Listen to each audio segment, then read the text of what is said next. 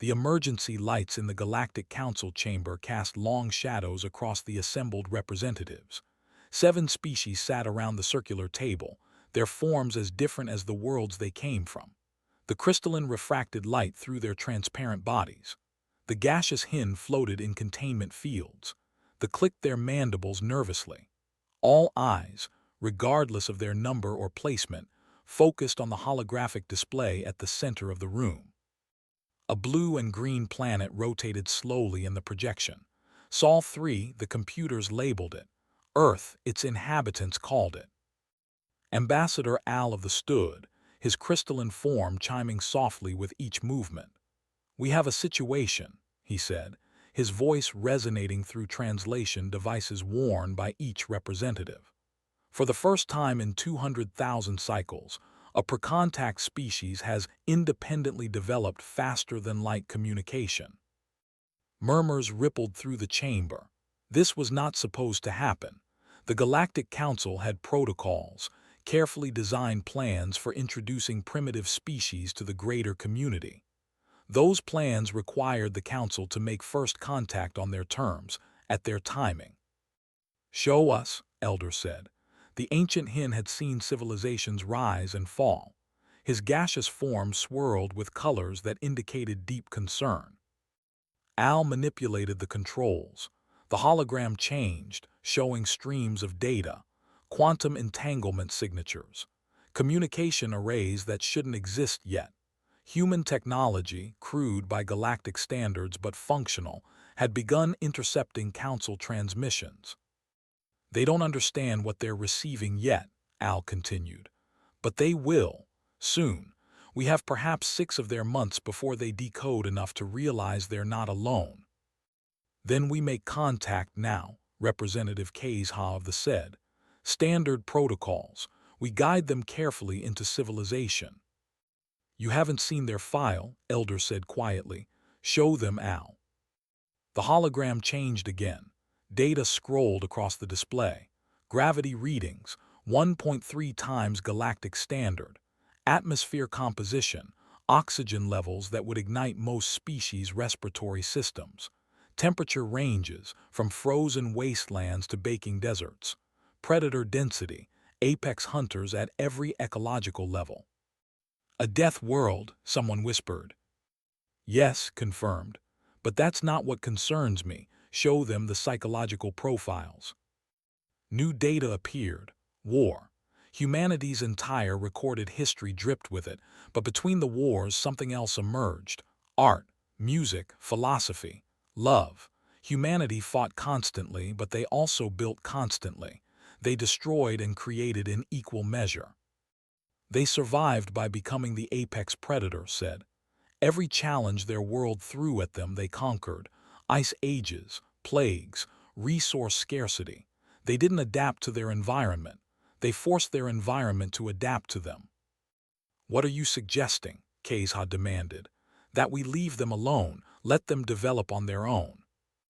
"I'm suggesting," said carefully, "that we consider what happens when a species that survived by fighting everything finally has nothing left to fight." The vote was called. 15 species for first contact, 3 against, 2 abstentions. The motion passed.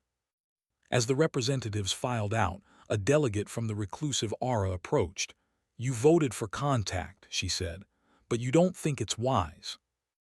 "I voted for contact," agreed, "because they'll find us anyway. At least this way we control the meeting." He paused.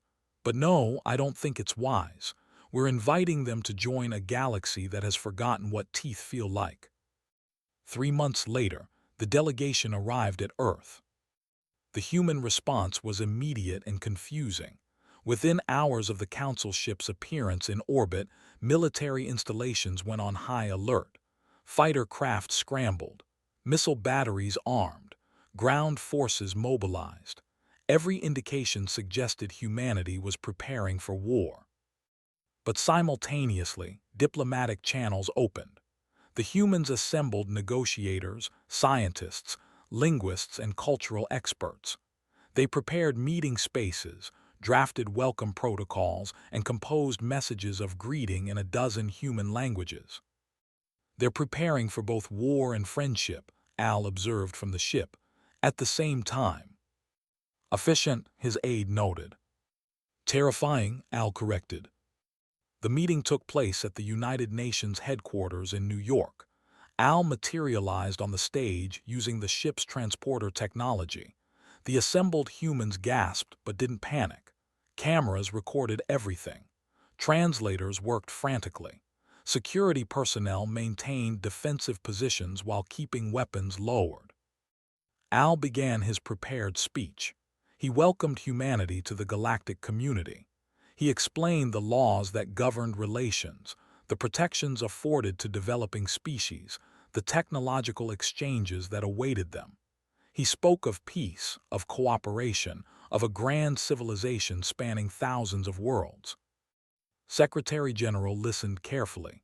She was a small woman by human standards, gray-haired and soft-spoken.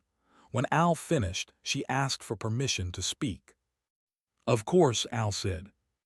Thank you for coming, said. We have many questions, but I'll start with one.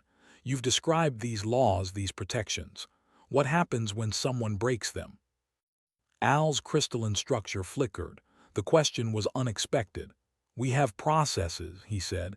Diplomatic pressure, economic sanctions, social censure. The Council has maintained peace through these methods. But what if those don't work? Pressed. What if someone decides they don't care about sanctions or censure? What if someone just takes what they want? That doesn't happen, Al said. It doesn't happen, repeated slowly, or it happens and no one stops it. The question hung in the air. Al realized with uncomfortable clarity that humanity had identified the flaw at the heart of galactic civilization within minutes of first contact. The Council maintained peace because most species were peaceful. But what about those who weren't? We should discuss this later, Al said. First, we have so much to share with you. Smiled, it didn't reach her eyes. Of course, we look forward to learning about our new friends. She paused, all of them. 5 years passed. Humanity joined the Galactic Council as probationary members. Human scientists absorbed alien technology with startling speed, often improving upon it in unexpected ways. Human diplomats navigated the complex web of galactic politics, making allies and carefully avoiding enemies. Human traders established commercial relationships across dozens of worlds. The galaxy watched with cautious optimism. Perhaps the warnings had been overblown. Perhaps humanity would integrate smoothly after all. Then came Rhea. The colony world orbited a pleasant yellow star, home to 3 million who farmed crystalline formations that could store solar energy. A human trade delegation had come to discuss partnership opportunities. They stayed in the capital city, attending meetings during the day and sampling local culture at night. The supremacy struck at midnight. They were extremists, a fringe group that rejected human inclusion in the Council. They believed humanity's violence would corrupt galactic civilization. They decided to make an example. The entire delegation died, 12 humans murdered in their sleep. The government immediately issued apologies. They condemned the supremacy's actions, declared them criminals, and promised justice. The Galactic Council convened in emergency session. They offered condolences to humanity. They promised that the perpetrators would face consequences. Economic sanctions would be imposed on any entities that supported the supremacy. The supremacy's members would be socially censured, banned from council facilities, their reputations destroyed. This was how galactic justice worked. It had worked for. Ambassador sat in the council chamber and listened to their proposals. When they finished, she asked for permission to speak. No, she said simply. The chamber fell silent. No, Al repeated. We want extradition, said. The perpetrators will face trial under human jurisdiction. That's impossible, Kazha sputtered. There's no precedent for extradition between species. It would set a dangerous example. 12 humans are dead, said. Her voice remained level, but something cold had entered it. They were murdered in their sleep. You're offering sanctions and censure. We're demanding justice. We've explained how our justice system works, Al said carefully. You've explained how your system fails, corrected. Sanctions don't bring back the dead. Censure doesn't prevent the next attack. You're offering symbolic gestures. We're demanding accountability. The debate continued for hours. The council refused to set the precedent, refused to accept symbolic justice. Finally, humanity, its representatives from council space. All human ships returned to Sol system. All human diplomatic channels closed. The galaxy breathed a sigh of relief. The dangerous humans were isolating themselves. Crisis averted. 3 months later, the reports began. A supremacy leader vanished from his home on the. No signs of forced entry, no evidence of struggle, just gone. A week later, another disappeared. This one from a secured facility with armed guards and electronic surveillance. The security footage showed nothing. The guards remembered nothing. The prisoner was simply gone. Then another and another. Each disappearance was accompanied by a message, left in a dozen human languages, translated perfectly into justice. The government screamed for council intervention. They demanded protection. They accused humanity of violating sovereignty, of terrorism, of acts of war. The council summoned ambassador to explain. She arrived alone, walking into the council chamber like she owned it. No guards, no aides, just one small human woman facing the combined power of galactic civilization. Explain yourself, Kezha demanded. Your people are kidnapping citizens from our own worlds. This is an act of war. Is it? Asked mildly. We were told the perpetrators would face justice. They haven't, so we're ensuring they do. You have no authority, Al said. No jurisdiction. You're violating every law of sovereignty and diplomatic relations. You're right, agreed. We have no authority. You made that clear when you refused extradition. So we're not acting with authority, we're acting with necessity. This is barbaric, someone shouted from the gallery. Turned to face the speaker. Barbaric? 12 humans died. You offered sanctions. Which is more barbaric? Hunting murderers or letting them go free because prosecuting them is politically inconvenient. The council's methods have maintained peace for, Elder said quietly. Have they? Challenged. Or have they maintained the illusion of peace while allowing injustice to flourish wherever it's too difficult to address? She pulled out a data pad. I've done research. 300 cycles ago, the Al raided settlements for slaves. The council imposed sanctions. The raids continued for 2 more cycles before the Al got bored and stopped on their own. 50 cycles ago, the Empire forcibly relocated an entire species from there because they wanted the mineral rights. The council censured them. The species is still homeless. Looked around the chamber. Your laws are beautiful, your protocols are elegant, but they only work when everyone agrees to follow them. What happens when someone doesn't care about your sanctions? When someone is willing to be censured because the rewards outweigh the social cost? You have laws but no enforcement. You have justice but no teeth.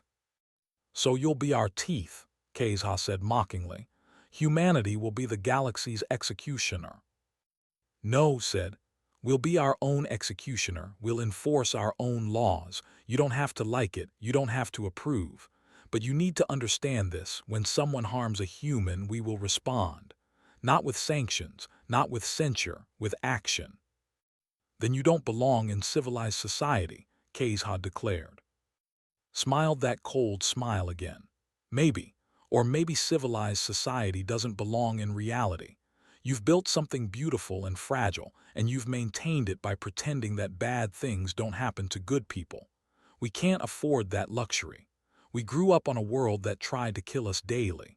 We survived by facing threats directly, by fighting back, by refusing to let danger go unpunished. She turned to leave, then paused. The perpetrators of the Rhea massacre will face justice. All of them. You can help us or you can stay out of our way. But understand this, we didn't ask to join your civilization. You came to us. If you want us to follow your laws, demonstrate that your laws actually matter. Until then, we'll enforce our own." She left the chamber. The debate that followed lasted 3 days. Some species demanded humanity's immediate expulsion from the council. They called humans violent, primitive, dangerous. Others remained silent, but their silence was telling.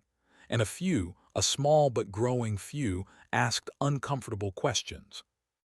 Elder posed the question that split the council. How many injustices have we allowed because enforcement was too difficult? How many victims have we abandoned because pursuing justice would complicate our politics? Ambassador is right about one thing. Our laws only work because most of us choose to follow them. But what about those who don't? What do we do then? No one had a good answer.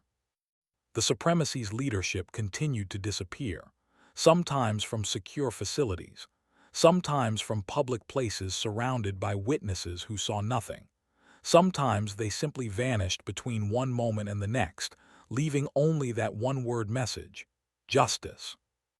Human ships were occasionally detected in space, not military vessels. The scans identified them as civilian craft, small traders and explorers with unusual stealth modifications. By the time patrol ships arrived to intercept them, the human ships were gone. The galaxy watched and whispered, some in horror, some in fascination, and some, particularly species who had suffered injustices that the Council had failed to address, watched with something that looked like hope. 2 years after the Rhea incident, the galaxy had reorganized itself into 3 rough camps. The first, led by species like the, viewed humanity as a violent aberration that must be contained or expelled. The second, including many merchant species and smaller civilizations, saw humanity as a necessary force that might finally give the Council's laws real weight. The third camp, led by Elder and other reformers, believed humanity represented something more complex: evolution. "We've been stagnant," argued in council sessions. "Comfortable. We've built a civilization that works beautifully as long as everyone cooperates, but it's fragile. One determined bad actor can cause tremendous damage, and we have no response except to politely ask them to stop." "You want us to become like them," Kazha demanded. "Violent, aggressive." "I want us to be effective," countered. "Humanity has shown us that our emperor has no clothes. Our peace is maintained not by our laws but by the collective goodwill of our members. That's a beautiful thing, but it's not sufficient." The debate continued. The galaxy remained divided, and then came the crisis. The Empire had always operated at the edge of legality. They pushed boundaries, tested limits, and generally did whatever they could get away with. The Council had censured them dozens of times. They had paid their fines, issued their apologies, and continued doing exactly what they wanted. They were energy beings, peaceful and philosophical. They had no military, no weapons, no concept of warfare. They existed in harmony with their environment, spending their long lives studying the universe and creating art from light and sound. Their world had resources they wanted, rare crystals that formed in this energy fields, crystals worth fortunes on the galactic market. They asked to harvest the crystals. They politely refused, explaining that the crystals were part of their life cycle, that removing them would harm future generations. They asked again, offering compensation. They refused again. So they stopped asking. Their fleet arrived at the without warning. They began harvesting crystals immediately. When they tried to stop them peacefully without violence, they simply killed them. Energy weapons disrupted the swarms, scattering them into nothing. Millions died in the first day. They sent desperate pleas to the Galactic Council. They begged for help, for intervention, for someone to stop the slaughter. The Council convened an emergency session. The debate lasted 18 hours. Military intervention would mean war with the Empire. They were powerful, well-armed, and had allies of their own. A war would destabilize the entire sector. Thousands of species would be affected. Trade routes would collapse. The economic damage would take decades to repair. Economic sanctions. They had weathered those before. They had enough resources to be self-sufficient if needed. Sanctions would be symbolic at best. Diplomatic pressure. They were dying now. Diplomatic negotiations would take weeks, months even. The debate continued. Representatives argued about precedent, about jurisdiction, about the proper procedures for such situations. Meanwhile, they died by the thousands. Humanity didn't wait for the Council to reach a decision. The human defense fleet appeared in space 72 hours after the attack began. It was the first time the galaxy had seen humanity's full military capability. Intelligence estimates had suggested humans might have a few hundred military vessels. They were wrong. Thousands of human ships dropped out of faster-than-light travel in precise formation. Admiral transmitted on all frequencies, in all major galactic languages. Forces, you are ordered to cease hostile actions immediately. You have 1 hour to begin withdrawal from space. Failure to comply will result in your removal by force. The commander laughed. The transmission was recorded, broadcast, and became infamous across the galaxy. "Little humans," he said mockingly, "you have no authority here. Go home before you get hurt." 59 minutes, Admiral replied. They didn't withdraw. They were confident in their military superiority. They outnumbered the human fleet 3-1. They had fought wars for. What could these primitives do? They found out. The battle lasted 6 hours, but calling it a battle was generous. It was a demonstration of why humanity had survived their death world. It was a lesson in why apex predators win. Humans didn't fight like other species. There were no honor codes, no rules of engagement, no concerns about fighting fairly. They used psychological warfare, broadcasting screaming sounds that disrupted communication. They used false retreats, drawing enemy ships into traps. They targeted supply vessels first, cutting off the fleet's ability to repair and rearm. They didn't target just military installations. They struck at communication arrays, leaving the fleet deaf and blind. They hacked into enemy systems, spreading viruses that caused ships to fire on their own forces. They used debris fields as cover, appearing and disappearing like ghosts. And when they engaged directly, they were ruthless. No warning shots, no attempts at disabling enemy vessels. Every strike was designed to kill. Human weapons punched through shields like they weren't there. Human tactics exploited every weakness, every hesitation, every mistake. The commander, the one who had laughed, was the first to try to retreat. His ship made it 3 light minutes before human interceptors caught it. They broadcasted his final transmission across all channels. "Mercy, we surrender." Admiral's response was cold. "You were offered mercy. You chose war. Now face the consequences." No ship escaped, not one. The human fleet remained in space for 3 days, helping the recover, providing medical aid for their wounded, and assisting in the cleanup. They offered alliances, treaties, anything humanity wanted. Admiral refused it all. "You asked for help," he said simply. "We came, that's what friends do." Then the human fleet departed as quickly as it had arrived. The Galactic Council exploded into chaos. They summoned Ambassador immediately, demanding explanations, demanding accountability, demanding humanity face consequences for unauthorized military action in Council space. Arrived once again alone, she listened to the accusations. She heard the demands. She waited until they finished. "Are you done?" she asked. "You launched a military operation without Council approval," Kazha said. "You destroyed an entire fleet. You violated sovereignty, jurisdiction, and a dozen other galactic laws."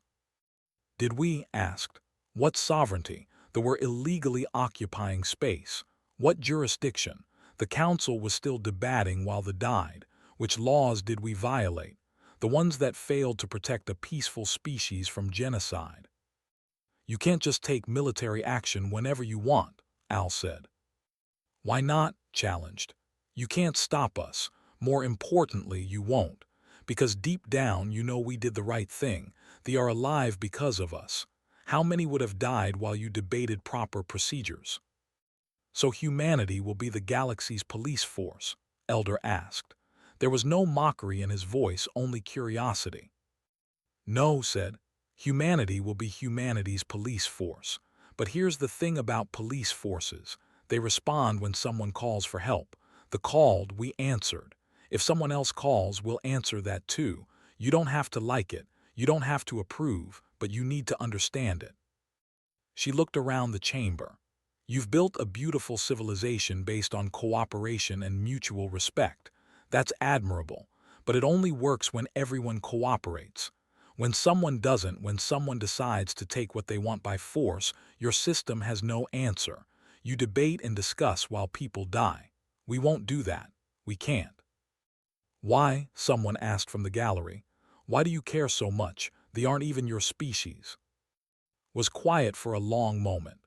On Earth, we have a saying. The only thing necessary for evil to triumph is for good people to do nothing. We've watched evil triumph too many times in our own history. We've seen what happens when people choose comfort over justice, when they choose convenience over action. We won't make that mistake again. Not on our world and not in this galaxy. What if you're wrong? Al asked quietly. What if your actions cause more harm than good? Then we'll face the consequences, said. But we'll face them knowing we tried, that we acted, that we didn't hide behind procedures and protocols while innocents suffered. The vote was called the next day. After 3 days of debate, the council voted to grant humanity full membership, including a permanent seat on the Security Council. The vote was 15-7, with 3 abstentions. But the real vote, the one that mattered, happened in the hearts and minds of billions across the galaxy. Some feared humanity more than ever. Others saw hope for the first time in their lives. And everyone understood that the galaxy had changed forever. On worlds across civilized space, species that had never considered military defense began training their own forces. Species that had always relied on council protection started building fleets. Former victims of unpunished crimes whispered among themselves, daring to hope that maybe, finally, someone would come if they called. And on Earth, a memorial was unveiled for the Rhea victims, 12 names carved in stone. Beneath them, a simple inscription. They died far from home. They did not die unavenged. They will not be forgotten. Ambassador stood at the memorial, alone in the early morning light. She thought about the galaxy they joined, about the civilization humanity had disrupted. She thought about the fear in the eyes of the council members, about the hope in the messages from species who had suffered in silence. Elder found her there. His gaseous form swirled with colors that indicated thoughtfulness. "The council fears you," he said. "I know," replied. "Do you understand why?" Smiled, that same cold smile she'd worn in the council chamber. "They don't fear us because we're violent. Violence they understand. They fear us because we're willing to do what's necessary instead of what's comfortable, because we'll enforce laws they won't, because we'll protect those they can't." "And that makes you dangerous," said. "Yes," agreed. "It makes us very dangerous, but dangerous to whom? To the supremacy, to the empire, to anyone who thinks they can harm innocents without consequence." She turned to face the ancient being. "Is that a bad kind of dangerous?" His colors shifted to something that might have been approval. "I voted for your full membership." "I know why. Because you asked the right question 5 years ago. You asked what happens when someone breaks our laws. I've spent 200 years watching injustice go unpunished because enforcement was too difficult, too complicated, too politically inconvenient. You've given us an answer I never expected." "Which is?" "Someone enforces them anyway," said. "Laws without enforcement are just wishes. Justice without action is just philosophy. You've reminded us of something we forgot, that civilization requires not just laws but the will to uphold them. He drifted closer. The galaxy fears you, Ambassador, but it's also learning to hope. Species who have been victims are daring to believe that maybe, if they're harmed, someone will come. That's a new feeling for many of them. And the others, asked, the ones who see us as violent primitives. They fear you because they know what you represent. You're the mirror that shows them what they've become. A civilization so comfortable that they forgot how to stand up for what's right. A society so peaceful that they can't protect the innocent. You've broken their illusion of moral superiority. Looked back at the memorial. We're not superior, we're just unwilling to look away. That might be the same thing, said softly. He began to drift away, then paused. The galaxy has learned to fear humanity, Ambassador, but perhaps fear isn't the worst thing. Perhaps being feared by those who would do harm, being hoped for by those who suffer harm, perhaps that's exactly what the galaxy needed. Stood alone again as the sun rose higher. Across the galaxy, on thousands of worlds, beings were waking up to a new reality, one where laws had teeth, where injustice faced consequences, where calling for help might actually bring help. The galaxy had learned to fear humanity, but it was also learning to hope, and in the end thought maybe that was enough, maybe that was everything.